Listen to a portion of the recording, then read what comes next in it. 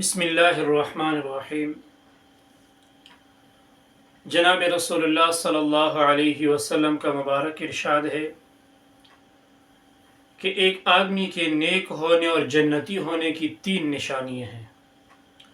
جس میں یہ تینوں علامتیں پائی جائیں، تینوں نشانیاں پائی جائیں تو سمجھو کہ وہ پکا نیک اور جنتی ہے۔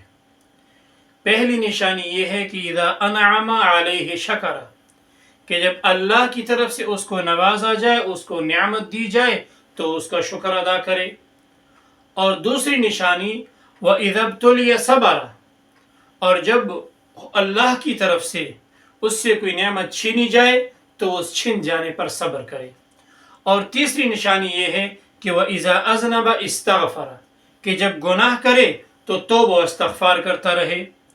اور یہ جناب رسول اللہ صلی اللہ علیہ وسلم نے اپنے آپ کو نیک بنانے کا معیار بتا دیا کہ اگر کسی نے اپنے آپ کو نیک بنانا ہے یا کسی نے یہ دیکھنا ہے کہ آیا میں نیک ہوں یا نہیں ہوں، میں جنتی ہوں یا نہیں ہوں، تو اگر یہ 3 علامتیں اور نشانیاں اس کے اندر پائی گئی ہیں، اور 3 نشانیاں کیا ہیں؟